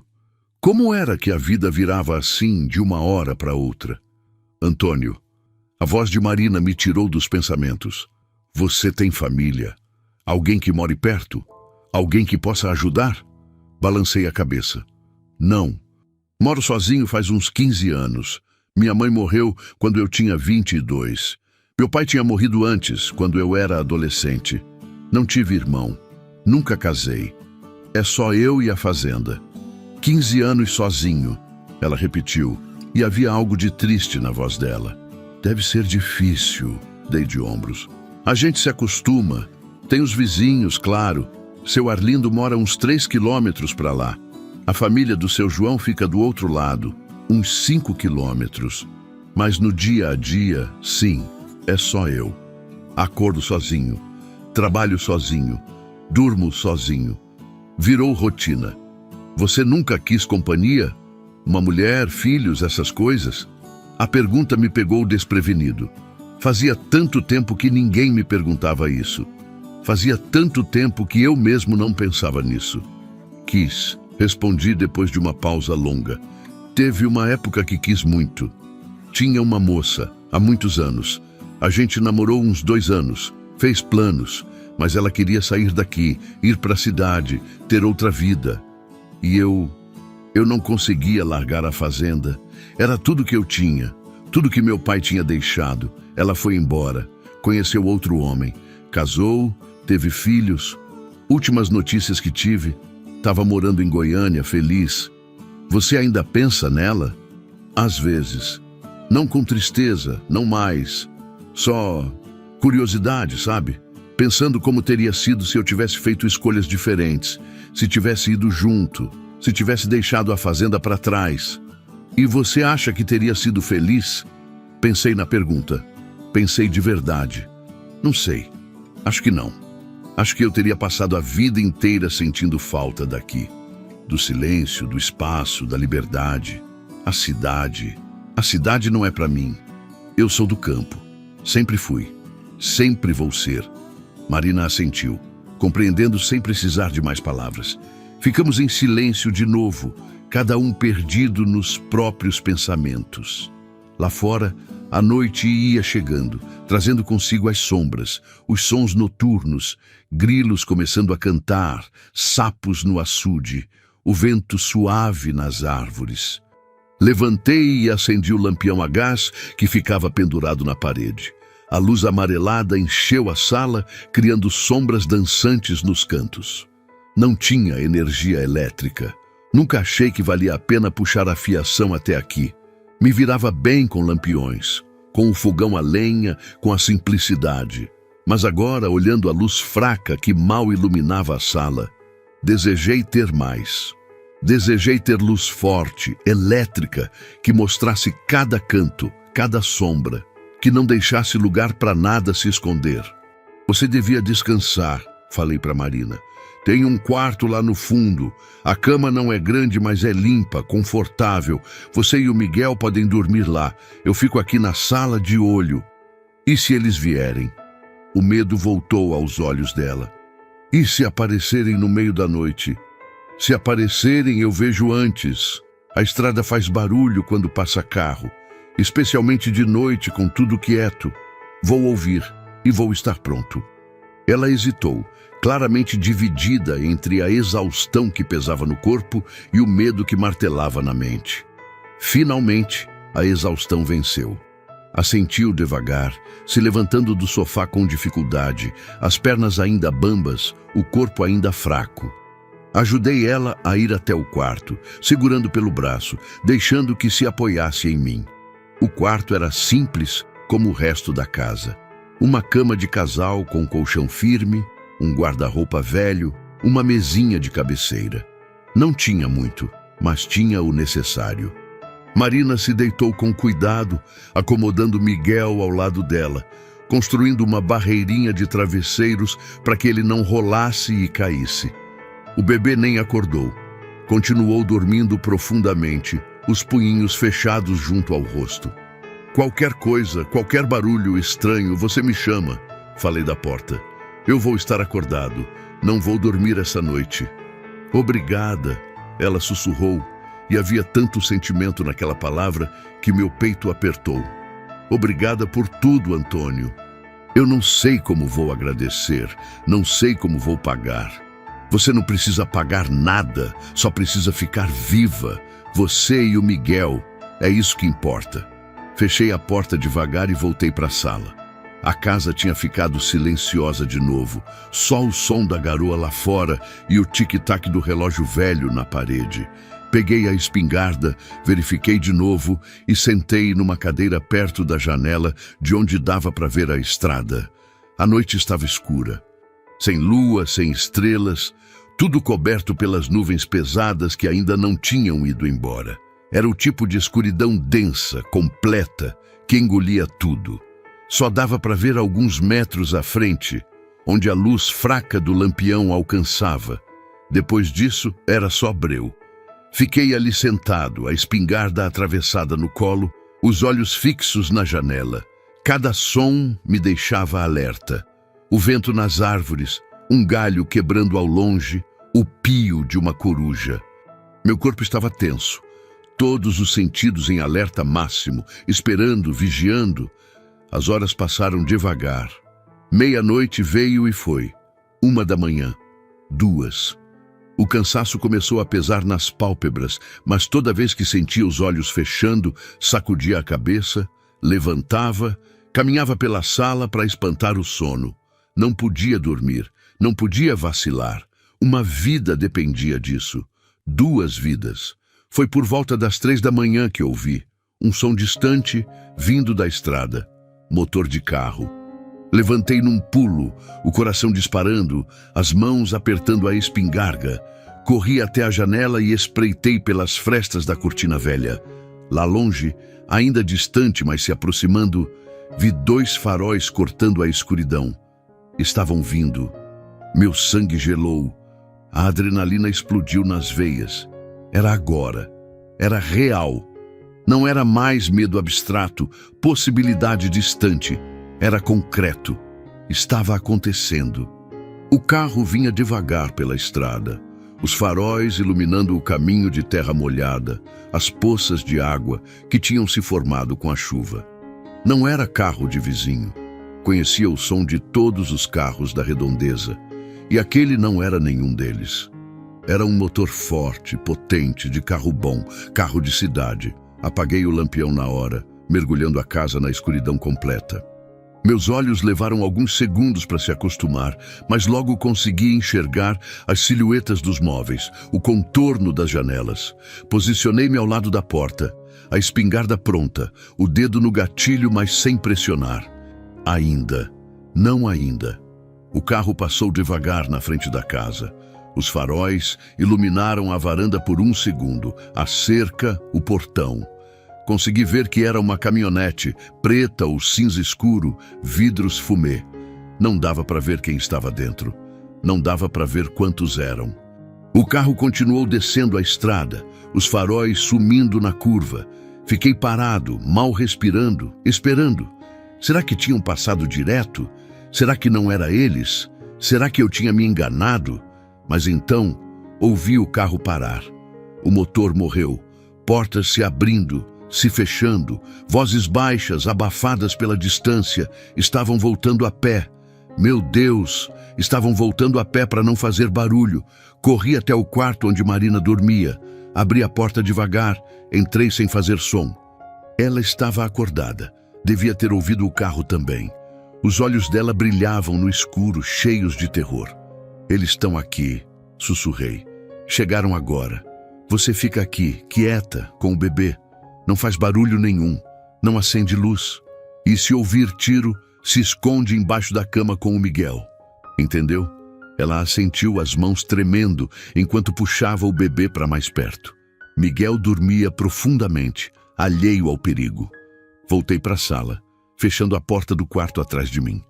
Posicionei-me de novo ao lado da janela, espreitando pela fresta.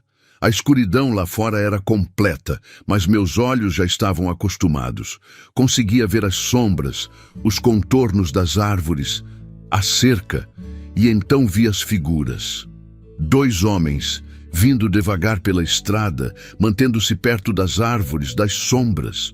Um deles era grande, corpulento, andava com o balanço de quem estava acostumado a intimidar. O outro era mais magro, mais rápido, se movendo como um gato na escuridão. Estavam armados. Mesmo na escuridão, consegui ver o reflexo de metal na mão de um deles. Arma de fogo.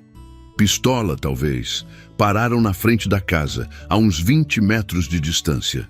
Ficaram ali parados, observando, avaliando. Um deles fez um gesto para o outro. O grandão assentiu. Começaram a se aproximar. Meu coração batia tão forte que eu conseguia ouvir nos ouvidos. O suor escorria pelas costas, apesar do frio da noite. As mãos estavam úmidas no cabo da espingarda. Respirei fundo, tentando acalmar. Precisava estar focado, precisava estar pronto. Eles chegaram no portão. O grandão colocou a mão na madeira velha, testando. O portão rangeu. Nunca tinha me incomodado com isso antes, mas agora era um som bem-vindo. Qualquer som que me avisasse da aproximação deles era bem-vindo. Entraram no quintal, devagar, cautelosos. Sabiam o que estavam fazendo. Não eram amadores.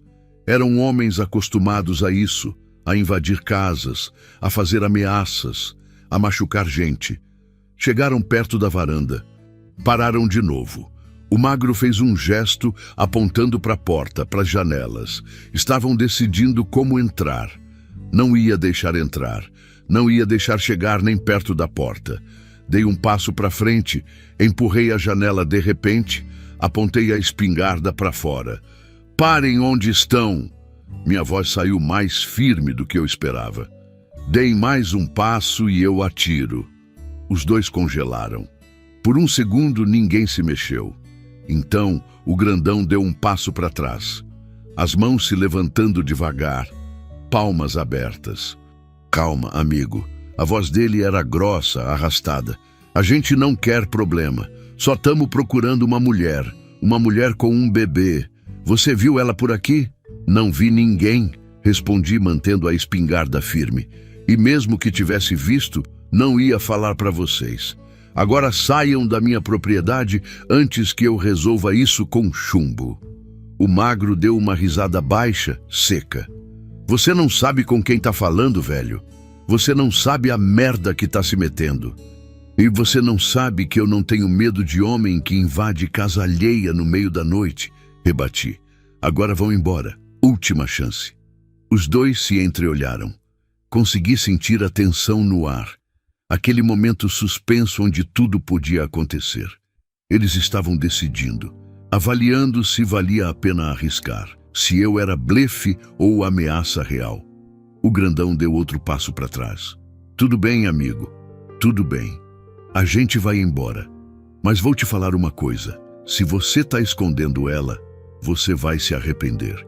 Meu patrão não gosta quando as coisas não saem do jeito dele e ele tem braço comprido, muito comprido. Não me importa o tamanho do braço do seu patrão, minha fazenda, minhas regras. Agora somem daqui. Eles começaram a recuar, devagar, mantendo os olhos em mim. Quando chegaram no portão, o magro parou e olhou para trás. A gente volta, disse, e havia uma promessa perigosa naquelas palavras. Pode ter certeza que a gente volta. E então sumiram na escuridão. Ouvi os passos deles se afastando, o portão rangendo, o silêncio voltando. Continuei parado na janela, a espingarda ainda apontada, não confiando que tinham realmente ido embora. Esperei. 5 minutos. 10. Então, ouvi o motor da caminhonete ligar ao longe. Os faróis acenderam, iluminando a estrada. O carro deu a volta e sumiu na direção de onde tinha vindo. Mas eu sabia. Sabia que não tinha acabado. Tinham recuado agora, mas iam voltar. E da próxima vez, não iam perguntar. Fiquei parado na janela por tempo demais, depois que o som do motor sumiu completamente na distância. O corpo estava tenso, rígido, como se tivesse virado pedra. A espingarda pesava nos braços, mas não conseguia largar. Não ainda. Não enquanto o sangue ainda corria quente nas veias, bombeado pela adrenalina que tinha explodido quando vi aqueles 2 homens se aproximando da casa. A escuridão lá fora parecia ainda mais densa agora, mais ameaçadora, como se escondesse perigos que eu não conseguia ver. Cada sombra podia ser alguém. Cada movimento do vento nas árvores podia ser um homem se aproximando. Minha mente estava acelerada, hipervigilante, vendo ameaças em todo lugar. Respirei fundo, forçando o ar para dentro dos pulmões, tentando acalmar. Eles tinham ido embora, por enquanto. Mas as palavras do magro ecoavam na minha cabeça. A gente volta. Pode ter certeza que a gente volta. Não era ameaça vazia. Era promessa. Ouvi um som atrás de mim e girei rápido demais, a espingarda levantando por instinto. Era Marina, parada na porta do quarto, o rosto pálido na penumbra, os olhos arregalados de medo.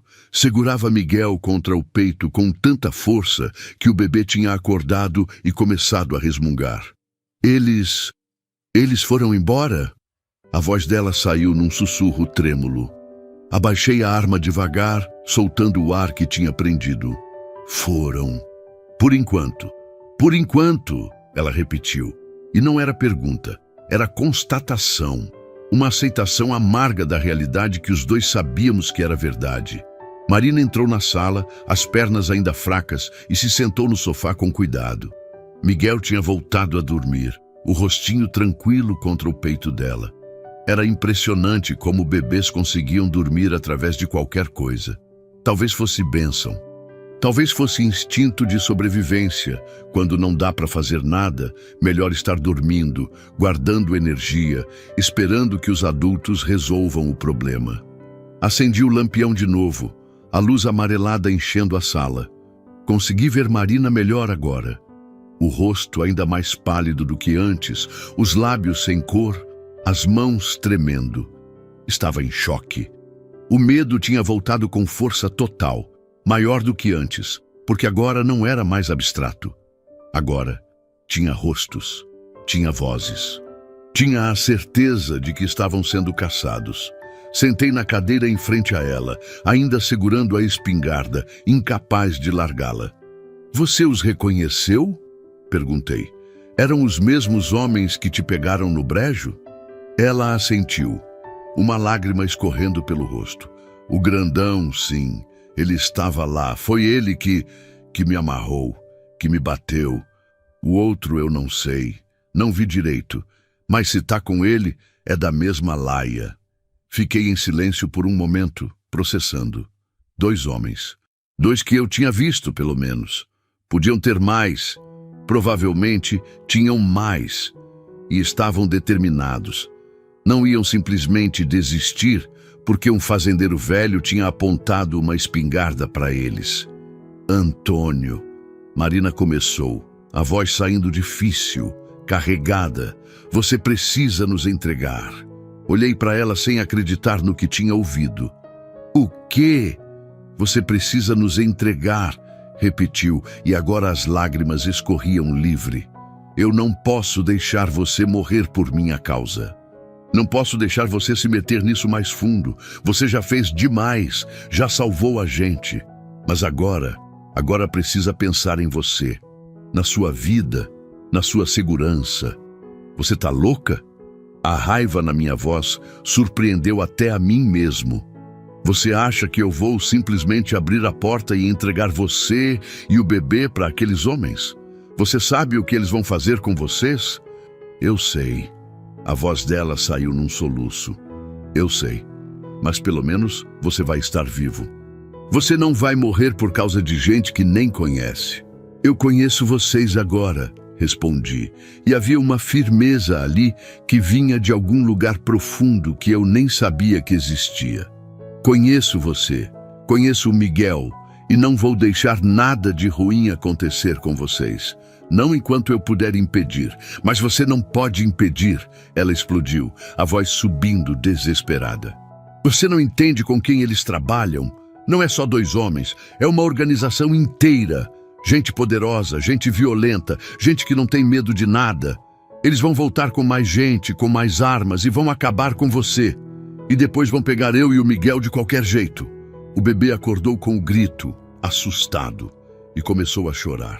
Marina o embalou automaticamente, sussurrando palavras de conforto, mas as lágrimas dela continuavam caindo. Levantei e fui até a janela de novo, olhando para a escuridão lá fora. Ela tinha razão, em parte. Eu era só um homem, um fazendeiro velho que vivia sozinho, que não tinha nada além de uma espingarda e coragem. O que eu podia fazer contra uma organização criminosa? Contra homens armados, treinados, sem escrúpulos? Mas então pensei no brejo, na capivara velha, protegendo aquele bebê a noite inteira. Ela também era só um animal, menor, mais fraca do que muitos predadores que podiam ter atacado. Mas tinha ficado, tinha protegido, porque era a coisa certa a fazer. E se um animal podia fazer isso, como é que eu, um ser humano, podia fazer menos? A gente precisa de ajuda, falei, ainda olhando pela janela. Não dá para fazer isso sozinho. Você tem razão nisso. Mas a solução não é entregar vocês. A solução é conseguir ajuda. Que tipo de ajuda? Marina perguntou, a voz ainda trêmula, mas com uma pontinha de esperança. A polícia. Tem que chamar a polícia. Denunciar esses homens. Colocar você e o bebê em proteção. Não vai funcionar, ela disse, e havia uma certeza amarga na voz. O pai do Miguel, o homem que mandou me matar, ele tem gente na polícia. Tem gente em todo lugar. Foi assim que me acharam tão rápido. Alguém falou, alguém sempre fala, mas nem todo mundo pode estar envolvido, argumentei. Tem que ter gente boa, gente honesta. Como você vai saber quem é honesto e quem não é? Como você vai arriscar? Basta um policial corrupto saber onde eu tô e ele passa a informação. E aí não tem volta. Eles me acham em horas. Ela tinha razão de novo. Droga, ela tinha razão. Mas tinha que ter alguma solução. Tinha que ter algum jeito. Pensei rápido, a mente correndo por possibilidades. Vizinhos. Seu Arlindo era bom homem, mas era velho, doente, não podia contar com ele para um confronto. A família do seu João tinha crianças pequenas, não ia querer envolvê-los nisso. Quem mais podia ajudar? E então me veio uma ideia, uma possibilidade. Era arriscada, mas talvez fosse a única. Tem um padre, falei, voltando para a sala. Na cidade, Padre Miguel, conheço ele faz anos. É gente boa, gente de confiança. Ele ajuda pessoas em situação difícil, gente que precisa sumir, recomeçar em outro lugar. Ele tem contatos, conhece gente em outras cidades, outros estados até. Marina me olhou, a esperança crescendo nos olhos. Você acha que ele ajudaria? Tenho certeza. Só preciso chegar até ele, explicar a situação. Ele vai saber o que fazer. Mas a cidade fica longe, ela disse. E se eles tiverem gente lá também? Se tiverem vigiando? Por isso você não vai comigo. Você fica aqui, trancada dentro de casa, com a espingarda. Eu vou sozinho, mais rápido, menos chamativo. Busco o padre, trago ele aqui, e a gente resolve isso direito. E se eles voltarem enquanto você estiver fora? A pergunta ficou pendurada no ar. Era o risco, o grande risco. Mas ficar aqui esperando também era risco. Tudo era risco agora. Então você vai ter que ser forte, respondi. Vai ter que se defender. A espingarda está carregada. Eu te mostro como usar. E você tranca tudo, não abre para ninguém a não ser eu ou o padre. Ninguém mais, entendeu? Ela hesitou, o medo claro no rosto. Mas finalmente assentiu. Quanto tempo você vai demorar? Se eu sair agora, antes do sol nascer, chego na cidade em 2 horas, mais ou menos. Encontro o padre, explico tudo, volto com ele. Umas 5, 6 horas no total, talvez menos. 6 horas, ela sussurrou. 6 horas sozinha aqui, sabendo que eles podem voltar a qualquer momento. Eu sei que é difícil, eu sei que é assustador, mas é a melhor chance que a gente tem. Marina olhou para o bebê nos braços.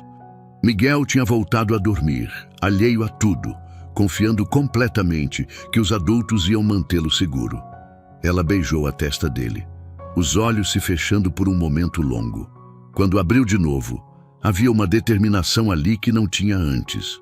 Tudo bem, disse. Eu fico, eu me defendo se precisar. Mas você tem que prometer que volta. Você tem que prometer que não me deixa aqui sozinha. Eu prometo, respondi, e era uma promessa que eu pretendia cumprir. Eu volto, com ajuda. E a gente vai tirar vocês dessa situação. Vai dar tudo certo. Ela assentiu, querendo acreditar, precisando acreditar. Passei a próxima meia hora ensinando Marina a usar a espingarda. Mostrei como segurar, como mirar, como puxar o gatilho. Ela estava fraca. As mãos ainda tremiam, mas prestou atenção em cada palavra, cada instrução. Praticamos algumas vezes sem munição, só o movimento, até ela pegar o jeito. Você só atira se não tiver outra escolha, avisei. Se eles entrarem na casa, se tentarem pegar você ou o Miguel, aí você atira. Não pensa, não hesita, só atira. O coice é forte, vai te jogar para trás, mas não importa. O importante é que o tiro saia. E se eu errar? Você não vai errar. A espingarda espalha o chumbo, não precisa ser preciso, só aponta na direção e atira. Ela segurou a arma com as 2 mãos, testando o peso, a sensação. Tinha medo nos olhos, mas também tinha determinação. Era uma mãe protegendo o filho. E mãe, com filho em perigo, era capaz de qualquer coisa. Tranquei todas as janelas, verifiquei as portas. A casa era velha, não era forte, mas pelo menos faria barulho se alguém tentasse arrombar. Isso daria tempo para Marina reagir. Você não abre para ninguém, repeti pela 10ª vez. Nem se disserem que são vizinhos, polícia, médico, o que for. Só abre se for eu ou o Padre Miguel. E você vai saber que sou eu porque vou bater 3 vezes, parar e bater mais 2. Assim, ó. Bati na parede demonstrando o código. Ela repetiu comigo, memorizando. O céu lá fora começava a clarear um pouco nas bordas, aquele cinza que vem antes do amanhecer. Era hora de ir. Cada minuto que passava era um minuto a mais que aqueles homens tinham para organizar o próximo ataque. Selei o cavalo branco de novo, verificando cada correia, cada fivela. Ele estava inquieto, sentindo minha tensão. Passei a mão no pescoço dele, acalmando. Mais uma vez, menino, murmurei. Mais uma corrida importante. Voltei para casa uma última vez. Marina estava sentada no sofá, a espingarda no colo, Miguel dormindo na caixa de papelão ao lado. Ela me olhou e vi todo o medo, toda a esperança, toda a confiança depositada em mim. Eu volto, disse. Eu prometo que volto. Ela assentiu, sem conseguir falar. Saí e montei no cavalo. O portão rangeu quando passei. A estrada estava molhada da chuva da noite, mas já dava para andar. Toquei o cavalo num trote rápido, o coração batendo forte, a mente já correndo à frente, planejando o que ia dizer para o padre, como ia explicar, como ia convencê-lo a ajudar. Quando olhei para trás uma última vez, vi Marina na janela, observando. A figura dela ficou cada vez menor, até sumir completamente quando fiz a curva. E rezei. Rezei como não rezava há anos.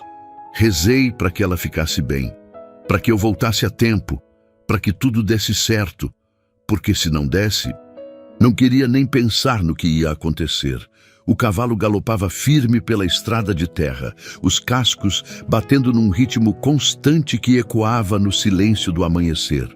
O céu ia clareando aos poucos, aquele cinza pálido dando lugar a tons de rosa e laranja no horizonte. Normalmente eu apreciaria isso. Sempre gostei dessa hora do dia, quando o mundo ainda está acordando, quando tudo é quieto e fresco. Mas naquela manhã, mal conseguia ver a beleza. Minha mente estava lá atrás, na casa, com Marina e Miguel, imaginando cada som, cada sombra que podia ser uma ameaça. A cada quilômetro que me afastava, o aperto no peito ficava maior. E se eles voltassem enquanto eu estava fora? E se Marina não conseguisse se defender? E se eu chegasse em casa e encontrasse... Não podia pensar assim. Tinha que confiar. Tinha que acreditar que ela ia ficar bem por algumas horas. Tinha que acreditar que estava fazendo a coisa certa. Empurrei o cavalo para ir mais rápido. Ele respondeu bem, os músculos trabalhando firme, a respiração pesada, mas controlada. Era um animal bom, forte, resistente. Já tinha me levado através de muitas situações difíceis. Mais uma não ia fazer diferença. Passei pela fazenda do seu Arlindo. A casa estava quieta, nenhum sinal de movimento ainda. Muito cedo. Continuei. Passei pelo açude onde costumava pescar quando era menino. Passei pela igrejinha abandonada na beira da estrada. Aquela que tinha pegado fogo uns 10 anos atrás. E ninguém nunca reconstruiu. Cada marco familiar me lembrava de quanto tempo eu vivia ali. De quanto conhecia cada pedra, cada árvore, cada curva daquele caminho. A cidade começou a aparecer na distância depois de quase 2 horas de cavalgada dura. Não era cidade grande, talvez 5, 6 mil habitantes. Uma rua principal com comércio, algumas ruas residenciais, uma praça com igreja no centro. Simples, pacata. O tipo de lugar onde todo mundo conhece todo mundo, onde notícia se espalha rápido. Entrei pela rua principal quando o sol já tinha nascido de verdade. Algumas pessoas já estavam nas ruas. O padeiro abrindo a porta da padaria, uma senhora varrendo a calçada, um homem carregando caixas para dentro do mercadinho. Alguns olharam para o cavalo suado, para minha cara cansada, mas ninguém disse nada. Era assim no interior. Cada um cuidava da própria vida. A igreja ficava no centro da praça, uma construção simples de paredes brancas e telhado vermelho. A casa do padre ficava ao lado, uma casinha pequena com varanda. Desmontei, amarrei o cavalo num poste e bati na porta. Ninguém respondeu. Bati de novo, mais forte. Nada. O pânico começou a subir. E se ele não estivesse? E se tivesse viajado? E se... A porta se abriu de repente. Padre Miguel estava lá, de roupão por cima da roupa de dormir, o cabelo branco despenteado, os óculos tortos no nariz. Tinha uns 70 anos, talvez mais, mas os olhos ainda eram vivos, atentos. Antônio? A surpresa era clara na voz. O que você está fazendo aqui tão cedo? Aconteceu alguma coisa? Padre, eu preciso de ajuda. Urgente. É complicado. Ele me estudou por um segundo, lendo a urgência no meu rosto, e então abriu a porta mais. Entre. Vou fazer café. Você me conta tudo. Entramos na casinha. Era arrumada, limpa, cheia de livros nas prateleiras. O padre foi para a cozinha e começou a preparar o café enquanto eu ficava ali parado, tentando organizar os pensamentos, tentando decidir por onde começar. Senta, Antônio, ele disse sem olhar. Você está parecendo que vai cair. Sentei. Só então percebi como estava cansado. Não tinha dormido nada. Tinha galopado 2 horas. O corpo estava no limite. O padre trouxe 2 xícaras de café, sentou na minha frente e esperou. Contei tudo, desde o momento que decidi cortar caminho pelo brejo, até encontrar Marina amarrada, o bebê na cesta, a capivara protegendo. Contei sobre levar eles para casa, sobre a história que Marina tinha me contado, sobre os homens que tinham aparecido no meio da noite. Não deixei nada de fora. Padre Miguel me ouviu em silêncio, sem interromper, o rosto ficando cada vez mais sério a cada frase. Quando terminei, ele ficou quieto por um tempo longo, processando tudo. Meu Deus, Antônio, disse finalmente. Você se meteu numa situação perigosa, muito perigosa. Eu sei, por isso preciso de ajuda. Marina disse que você ajuda pessoas que precisam desaparecer, recomeçar em outro lugar. É verdade? Ele assentiu devagar. Já ajudei alguns. Mulheres fugindo de maridos violentos, pessoas com dívidas com agiotagem, esse tipo de coisa. Tenho contatos em outras cidades, outros estados.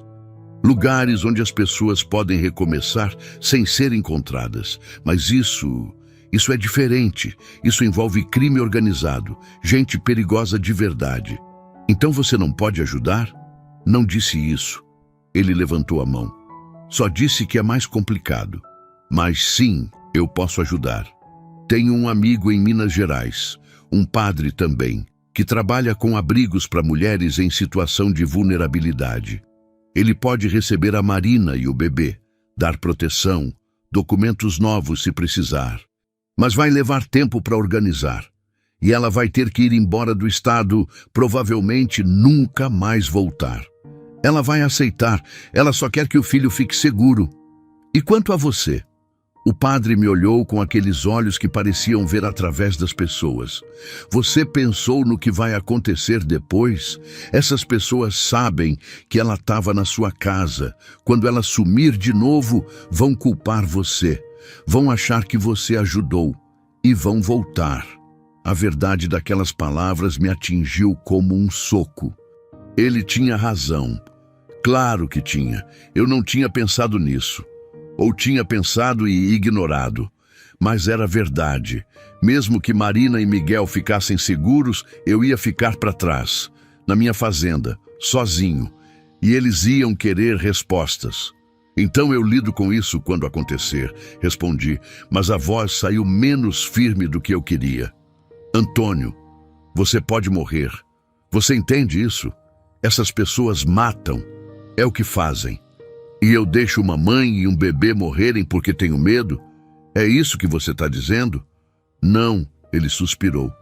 Não é isso que estou dizendo. Estou só tentando ter certeza que você entende o risco. Que você está fazendo essa escolha com os olhos abertos. Meus olhos estão abertos, padre. E minha escolha está feita. Eu vou proteger aquela mulher e aquele bebê. Aconteça o que acontecer comigo depois. Ele me olhou por um longo momento e então assentiu, uma expressão de respeito passando pelo rosto.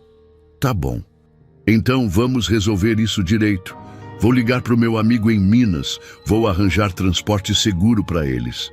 mas preciso de uns 2, 3 dias para organizar tudo. 2, 3 dias? O pânico voltou. Padre, ela não tem 2, 3 dias. Eles podem voltar a qualquer momento. Eu sei, por isso você não vai deixar ela sozinha na sua casa. Você vai trazer ela para cá, para a igreja. Tem uns quartos nos fundos, onde ela pode ficar escondida até conseguir o transporte. Aqui é mais seguro. Eles não vão procurar numa igreja. Fazia sentido, fazia muito sentido, mas também significava colocar o padre em perigo. Padre, se eles descobrirem que você está ajudando, então descobrem. Ele deu de ombros. Eu sou velho, Antônio. Já vivi minha vida. E se vou morrer, que seja fazendo a coisa certa, protegendo quem precisa de proteção. É para isso que eu tô aqui. Senti os olhos arderem. Que tipo de mundo era esse onde homens bons como aquele padre tinham que arriscar a vida para proteger uma mãe e um bebê de outros homens que deveriam estar protegendo, não ameaçando? Obrigado, padre. Não sei como agradecer. Não precisa agradecer. Só precisa trazer ela aqui com segurança. Consegue fazer isso? Consigo. Então vai. Vai buscar ela. E vem pela estrada dos fundos, não pela principal. Menos gente vê, melhor. Terminei o café de um gole, levantei, já me dirigindo para a porta. Cada minuto contava agora. Marina tinha ficado sozinha tempo demais. Antônio, a voz do padre me parou na porta. Reza durante o caminho, reza por proteção. Deus está com vocês. Assenti, incapaz de falar, e saí correndo. O cavalo estava onde eu tinha deixado, descansando, bebendo água de um balde que alguém tinha colocado ali. Provavelmente a senhora que varria a calçada.